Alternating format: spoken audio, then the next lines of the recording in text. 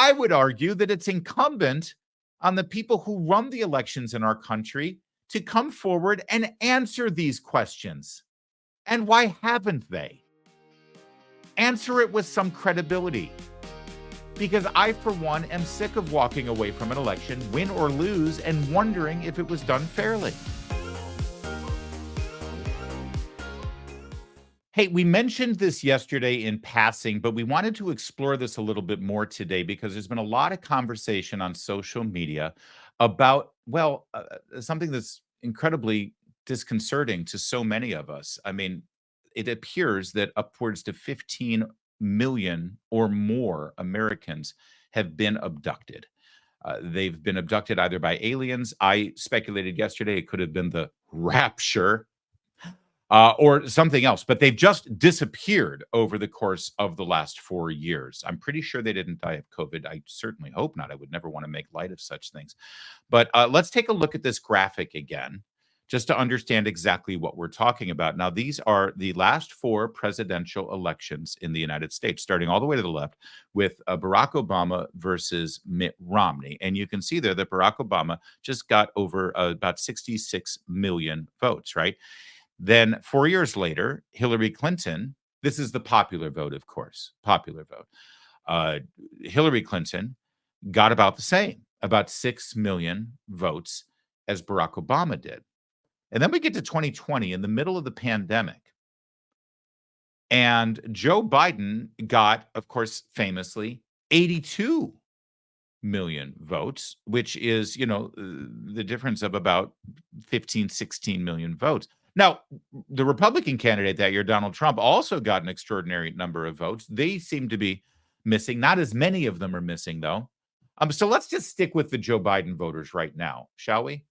That would be about 15 million votes that we believe disappeared because when you come back to this presidential election, you can see that Kamala Harris once again returns to form and gets that same sort of 66 million that Hillary Clinton and Barack Obama did. Also, if you look at these two graph numbers combined, you got 2012, you got that 66 million, and then you show Mitt Romney there with about 61 or 62 million. Then you got Donald Trump in 2016, and he increased that number when the Democrat number did not increase up to about 64 million, 63 and a half, 64 million.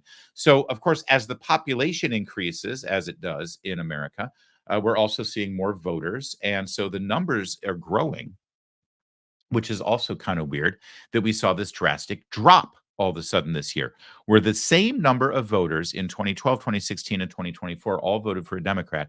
But there's that outlier. There's that outlier, Joe Biden. And when we get to 2024, it's not like they just changed their mind and decided to vote for the Republican because, Donald Trump's kind of on pace. He's increased his numbers, sure. So the question is, what happened to these 15 million people? Did they all decide that after rallying and deciding they wanted to vote in 2020 for Joe Biden, even though 2020 was one of the hardest years to vote in because you either had to vote early or you had to, social distance when you went to vote in person, or I guess, you had the mail-in ballots and stuff and deal with all of that stuff. But for some reason, this time around, everyone decided, I don't care. I don't care about politics. I only cared in 2020. Now, that's weird. Yesterday, we speculated that they were either abducted by aliens or they got taken up to heaven by Jesus in the rapture, or these people suddenly became apathetic about politics where they rallied to vote in 2020, but now they don't care. I mean, what's the dynamic? They loved Joe Biden that much because the Republican nominee is the exact same, right? So you could either think that they loved Joe Biden so much that they came out of the woodwork by the level of 15 million, but then they don't like Kamala Harris, so they're just going to sit it out. Or our last option is that they never actually existed in the first place. The people didn't exist. The ballots certainly existed,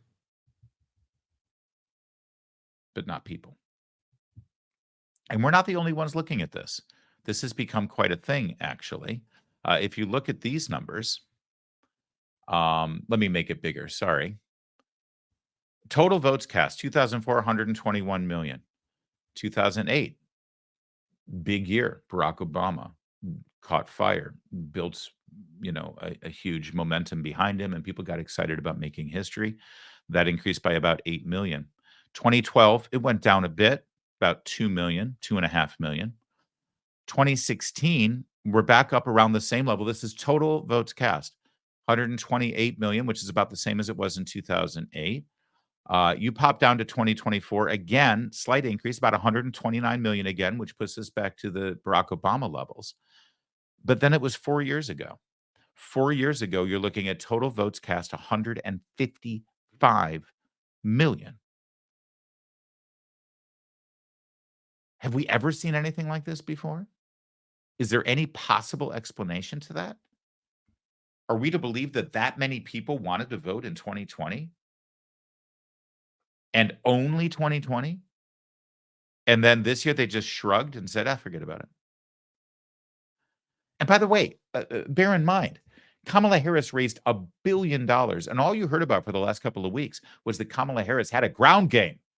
They had a ground game, and they were going to get out the vote. So they have the same kind of voting records that the Republicans have. They know who voted last time around. They know what party affiliation they registered as. Are you telling me that with $1 billion in the bank, Kamala Harris only focusing on 7 states, the same 7 states, by the way, that Joe Biden focused on 4 years ago, that they were that inept, that they were that uh, criminally, this is criminal malpractice in the world of politics, that they were that incompetent that with $1 billion, they couldn't get out that vote? Like 20 million people? That's weird. That is, well, that's a head scratcher. Let's get granular on this, shall we? This is interesting. Somebody posted, going back to 1984 now, focusing on certain number of counties in America known as bellwether counties, right? So the bellwether counties in America are seen as counties that, depending on how they vote, and it could just be a statistical quirk or something, but the way these counties vote, generally speaking, reflect the way the presidential election will go. All right. And these are counties from all across the country: South Carolina, North Dakota, Michigan, Virginia, Ohio, Washington, Indiana. These are not necessarily battleground counties. They just, for a quirk of demographics and statistics, they end up being these bellwethers where if you look at how those counties vote, they will reflect how the Electoral College goes. So go back to 1984 and you see that Ronald Reagan won every single one of those counties, 100% of them. In 1988, George Herbert Walker Bush won 88% of those counties. 2 of them went for Dukakis, right? You look at 1992, and George Herbert Walker Bush in his reelection only won 1 of those counties. Bill Clinton, the eventual president, won 94% of them. 1996, his reelection try, he won 100% of these counties. In 2000, George W. Bush won 100% of those counties, right? Re-election time for George W. Bush, 2004, he won 94% of those counties. He only lost Coos, New Hampshire to John Kerry. 2008, Barack Obama is running for president. You see where we're going here. 94% went for Obama. Only 1 of those counties went for McCain. 2012, Obama's re-election, 100% goes to Barack Obama. 2016, Donald Trump versus Hillary Clinton, again, 100% of those counties go for the eventual winner, Donald Trump. Then in 2020, Trump is running for re-election. And just like the last re-elections before him, either Clinton's re-election, George W. Bush's re-election, and now his re-election, Donald Trump won every single one of those counties except for 1. And yet that year, the only year since 1984, the winner of these bellwether counties, which was Donald Trump, did not become the eventual winner of the Electoral College. The only one. And then we go to this last election, and you can see 2024, Donald Trump won 88% of the counties. Kamala Harris won only 2 of them, and he was eventually the president. So 2020 is the outlier. It's the only year that Joe Biden ends up being the president, the winner of the Electoral College, by only winning 6% of these bellwether counties. Just 1 of them, just 1 county. And it happened to be in his home state of Delaware.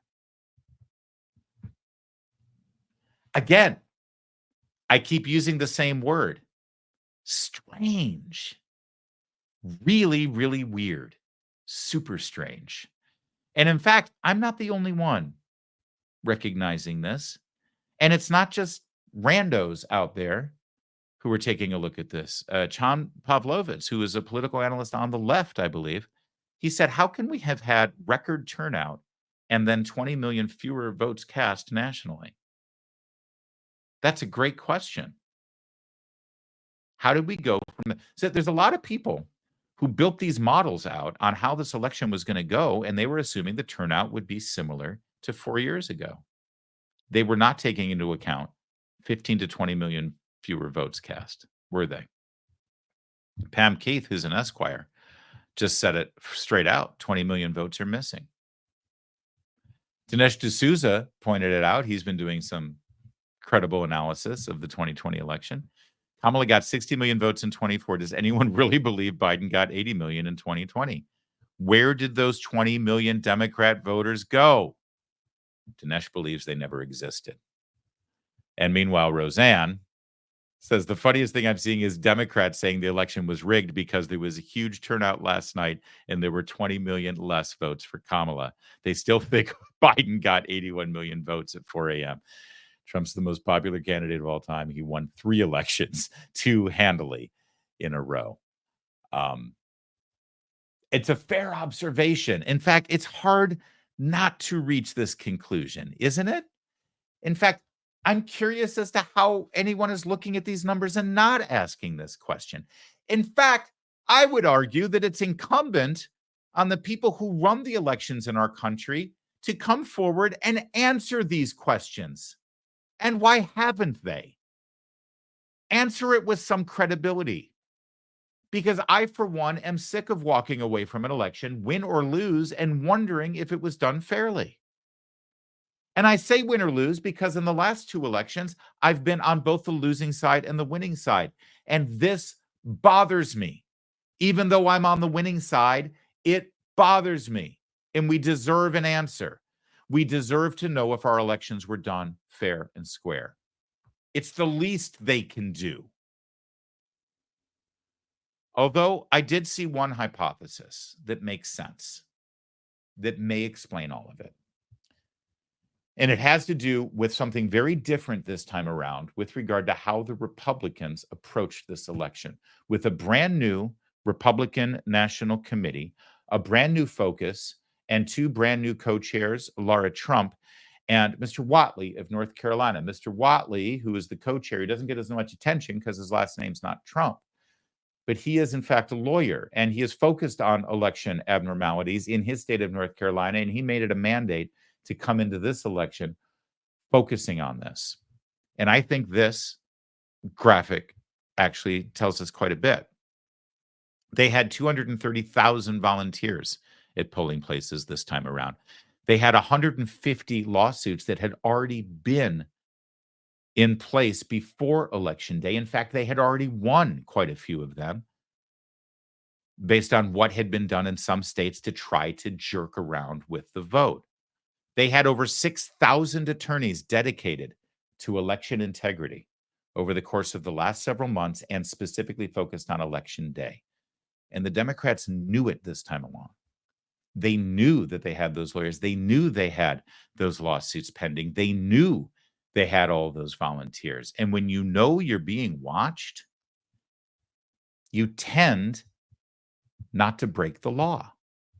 You know, there's a reason why in convenience stores or at stores in the mall or at jewelry stores, they have security guards and they have cameras watching everything that you do. You know, there's a reason why when you go to the bank, you've got to get past security and all those security cameras because people are watching you. And, you know, when you've got security cameras watching everything you do, you tend not to try to break the law. And it could be just as simple as that. It could be. Or it could be the rapture or alien abduction. What do you think it was? Let us know in the chat. and in the comments. Hey, for those of us who have been holding our breath right up until Tuesday night when we got the results, we can now exhale, right? We can now get to work. We can do something about the major issues this country is facing. And one of the most significant issue is our national debt. The fact is, our nation is broke, and the debt is a house of cards that can't quickly be dismantled. So the strategy remains the same. You got to diversify your savings. So many things are out of control, out of our president's control, too. It's important to have a safe haven for your savings. Birch Gold Group is going to help you convert an IRA or 401k into an IRA in physical gold. And the best news is it doesn't cost you a penny out of pocket. In fact, in a second, I'm going to tell you I can get some extra free money in your pocket from Birch Gold. First, you want to text my name, Larry, Larry. How do I spell this? Larry to 989898. And they're going to send you a free info kit on gold. And then right now, listen to this. Through Black Friday, you're going to receive a free 1-ounce silver eagle for every $5,000 purchased. That's incredible. Diversify your savings with Birch Gold. Text Larry to 989898 and claim your eligibility for free silver today.